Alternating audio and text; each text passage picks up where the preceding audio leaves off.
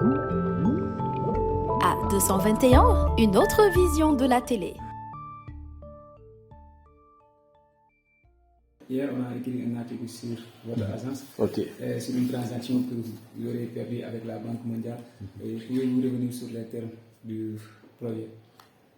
Merci beaucoup pour l'opportunité que vous nous donnez pour clarifier un peu quelques aspects par rapport à l'article que vous avez produit hier. Il faut dire d'abord que la banque a eu à faire un appel à proposition en 2015. Et par rapport à cet appel à proposition, ASER a eu à faire une proposition de projet qui a pu être sélectionnée, donc qui a pu remplir toutes les conditions que demandait la Banque mondiale pour être éligible à ce projet-là. C'est dans ce cadre qu'on a signé l'accord d'achat de la réduction des émissions en 2016, en fin d'année 2016. Il faut d'abord dire que dans le cadre du mécanisme de développement propre, pour atténuer les effets des changements climatiques, il est prévu d'avoir une trajectoire de production d'énergie beaucoup plus propre, beaucoup plus sobre, qui permet de réduire les émissions de gaz à effet de serre.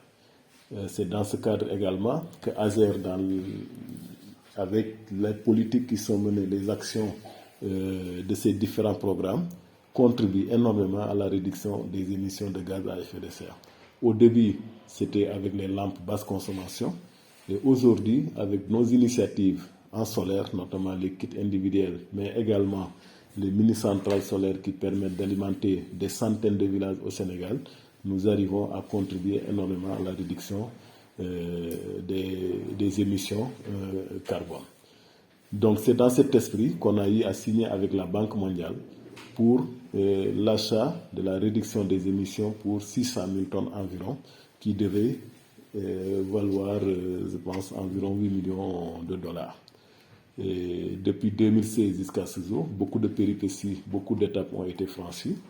Et on a eu une phase pilote au cours de laquelle on a eu à développer beaucoup d'actions, notamment ce qu'on a appelé un coupon Diapalé, parce que quand on a vu qu'on mobilisait des ressources de 8 millions de dollars, il fallait trouver comment utiliser ces ressources pour permettre de développer l'accès à l'électricité. C'est dans ce cadre qu'on a initié des coupons qu'on appelle des coupons Diapalé, d'une valeur de 12 500 à 35 000, qui pouvaient permettre aux clients de réduire leurs dépenses en installation intérieure. Ou bien pour les clients qui ont procédé à leur installation intérieure, avoir de l'argent permettant d'avoir ce qu'on appelle la première recharge énergétique. On a mené la phase pilote qui s'est bien déroulée, qui s'est terminée en 2018 et sanctionnée positivement, et il restait à passer à la phase SM. Donc en résumé, c'est un programme d'achat des quantités d'émissions, des quantités de réduction d'émissions. Donc on avait un programme qui devait permettre de réduire les émissions carbone de l'ordre de 600 000 tonnes. La Banque mondiale, à travers l'initiative carbone pour le développement, s'est engagée à racheter ces crédits-là, donc qui donnait un montant de 8 millions de dollars. Et on a travaillé pour voir comment arriver à mettre en œuvre le projet à la satisfaction des deux parties. Qu'est-ce qui a poussé la banque à se retirer? Bon, ce qui a poussé la banque à se retirer, comme tout accord ou tout contrat, il y a un certain nombre de conditions, il y a un certain nombre d'actions que chacune des parties doit remplir. En ce qui nous concerne au niveau de ASER, on a pu quand même réunir 95% des conditions qui étaient liées à la mise en œuvre du projet. Donc, que ce soit les conditions liées au plan de gestion environnementale, à l'ouverture du compte bancaire, mais également à la signature des sous-contrats avec les différents opérateurs, l'Agence sénégalaise d'électrification rurale, avec la participation des opérateurs d'électrification rurale que sont Comacel, ERA, SCL et Sénélec, a pu lever pratiquement 95% des conditions. Il restait un certain nombre de conditions sur lesquelles on n'a pas pu y arriver. Il s'agit de la collecte exhaustive des données qui permettraient de quantifier la réduction des émissions, mais également, in fine, d'arriver à démontrer qu'à la fin de l'année 2020, on devait arriver à 30% du volume de réduction des émissions. C'est cette conditionnalité principale qu'on n'a pas pu remplir et qui est indépendante de la volonté de ASER, mais également des autres parties, parce qu'il s'agissait de prendre au niveau rural l'ensemble des clients et de ressortir leur consommation d'énergie annuelle. Donc les systèmes d'information au niveau des opérateurs ne nous ont pas permis d'avoir un état désagrégé permettant de satisfaire cette condition-là. On a continué à discuter avec la banque, avec les différents opérateurs, jusqu'en novembre, et malheureusement, ils ont procédé à la résiliation du contrat au moment où on était quand même sur la dernière ligne droite où il fallait juste patienter pour que les opérateurs arrivent à désagréger leurs données et à pouvoir donner des fichiers permettant d'avoir de façon exhaustive les réductions, disons les consommations énergétiques des différents ménages au niveau rural, permettant de quantifier les réductions de gaz, les réductions de carbone. Dans l'article, on a mentionné une perte de 4,2 milliards, 200 milliards. Donc, vous ne voulez pas parler de perte, et vous parlez d'interruption. Oui, je pense qu'à ce stade, on ne peut pas parler de perte, puisque c'est une promesse de vente. La marchandise, elle est là. Elle n'est pas périmée, elle n'est pas pourrie. Donc, on a toujours la possibilité et l'opportunité de vendre la marchandise à d'autres acheteurs. Donc, on ne peut pas parler de perte à ce niveau-là, étant donné que les réductions des émissions au niveau de la politique énergétique du Sénégal et essentiellement au niveau des actions d'électrification de l'ASER est une réalité. Donc, on est capable de démontrer que la mise en œuvre du programme d'électrification rurale contribue à réduire énormément les émissions de gaz à effet de serre, donc à générer des crédits carbone sur le marché. Donc les crédits carbone existent et aussi sur le marché international aujourd'hui, les acheteurs se bousculent et avec des prix souvent plus intéressants que ceux offrés la Banque mondiale. Donc à notre niveau, on ne peut pas parler de perte, on peut même aller plus loin en disant que c'est une opportunité et pour quelque chose malheur est bon.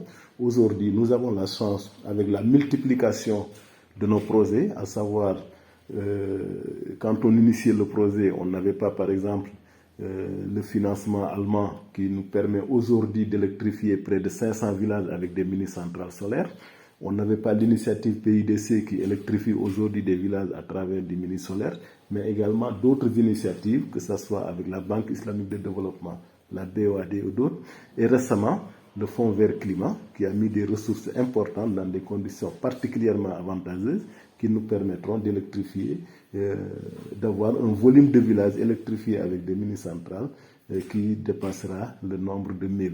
Et avec ces 1000 villages électrifiés avec des mini-centrales solaires, nous allons générer suffisamment de crédits carbone que nous allons vendre sur le marché à des prix meilleurs et qui nous permettront de dépasser largement les 8 millions de dollars qui étaient attendus dans l'accord avec la Banque mondiale. Est-ce que vous avez la possibilité de se rattraper au niveau de la Banque mondiale avec l'entreprise, avec la société carbone? Bon, je ne pense pas, puisque c'est l'initiative propre de la Banque mondiale à travers ce qu'on appelle l'initiative carbone pour le développement. On avait signé l'accord avec des clauses de résiliation si certaines conditions ne sont pas satisfaites. Ils ont pris sur eux de résilier, donc il n'y a pas de voie de recours, donc il n'y a pas possibilité de revenir en arrière avec la banque. Mais comme je l'ai dit tout à l'heure, les crédits carbone sont là et sur le marché international, les acheteurs se bousculent à des prix très intéressants et nous espérons à court terme revendre ces crédits carbone à des prix plus intéressants et qui vont nous rapporter plus que les 8 millions de dollars qui étaient attendus avec la Banque mondiale. Peut-on parler d'incompétence à ce niveau? Bon, je ne pense pas, puisque comme on l'a démontré à travers cette proposition, puisqu'on vous a dit que c'est un appel à proposition de la Banque mondiale. Et rares ont été les agences ou les sociétés africaines qui ont pu concevoir un projet répondant aux critères d'éligibilité de la Banque mondiale. Plus loin, dans le cadre du Fonds vert climat, nous sommes aujourd'hui la première agence, disons sénégalaise, ou bien même la société sénégalaise, ou bien même africaine, à pouvoir mobiliser des ressources à hauteur de 75 millions de dollars pour pouvoir contribuer à l'électrification rurale, dans des conditions particulièrement avantageuses, à savoir un taux d'intérêt de 0%, donc un délai de grâce de 10 ans, et des remboursements sur 40 ans. Donc c'est quasiment un don qui est fait à l'État du Sénégal à travers les compétences que ASER a pu générer, à travers les ressources que ASER a pu mobiliser, des ressources humaines de qualité, avec l'accompagnement du ministère de l'Environnement bien sûr, qui nous ont permis de monter ce projet et de répondre favorablement aux critères du Fonds vert climat. Donc c'est le lieu de saluer toute l'expertise de l'Agence sénégalaise d'électrification rurale et à notre niveau, on ne peut pas parler d'incompétence par rapport à la gestion de ce projet sur des éléments qui sont hors de contrôle de ASER parce que nous ne vendons pas l'électricité. Nous avons des opérateurs avec lesquels nous collaborons. Si les systèmes ne permettent pas d'avoir un état désagrégé qui permet de satisfaire à un certain format de reporting, naturellement, ça crée des lenteurs et des retards. Et si la banque avait patienté quelques mois, on pourrait y arriver. Mais malheureusement, ils ont procédé à la résiliation.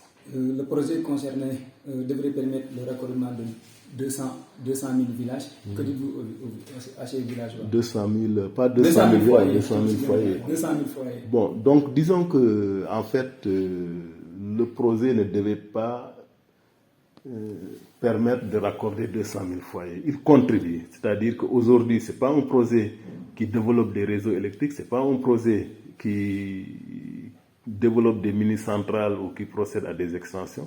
C'est une participation aux efforts du client pour se raccorder au réseau. Une fois que l'investissement est fait, que l'électricité est arrivée au village, on prenait des ressources à partir du projet pour permettre aux clients de leur faciliter la réalisation des installations intérieures ou bien les frais de connexion au réseau. Et aujourd'hui, dans nos projets que nous développons, notamment le projet que nous avons avec les Allemands, nous avons 500 villages que nous devons électrifier. Et dans chaque village, nous avons au moins 60 ménages. Donc, ce qui fait plus de 30 000 ménages que nous allons raccorder. Et pour tous ces ménages, nous réalisons les installations intérieures. Nous le faisons à 100%. Donc, c'est dire qu'aujourd'hui, nous avons d'autres solutions qui nous permettent de faciliter le raccordement des ménages au réseau. Et nous l'intégrons davantage dans l'ensemble de nos projets pour permettre aux clients pauvres, aux ménages pauvres qui sont dans le monde rural, d'accéder facilement à l'électricité avec des subventions, mais également avec la réalisation de leur installation intérieure. Le message, c'est de dire que l'Agence sénégalaise de l'électrification rurale est fortement engagée dans le programme Accès universel à l'électricité.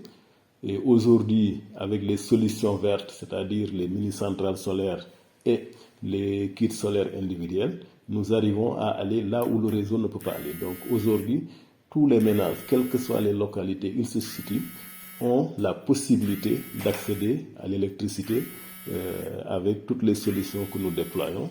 Donc c'est un grand espoir pour dire que pour aller à l'accès universel, nous avons les mini-centrales solaires avec les projets que nous développons aujourd'hui, mais également l'appui du Fonds vert climat qui nous permettra, in fine, d'électrifier plus de 1000 villages avec de l'énergie propre et qui nous permettra de générer suffisamment de crédit carbone et d'avoir d'autres ressources permettant de faciliter l'accès des ménages à l'électricité. Le reste, c'est de dire que le gouvernement du Sénégal est à côté de l'ASER, à côté des autres acteurs pour que l'accès universel à l'horizon 2025 soit une réalité. Merci. Je vous en prie.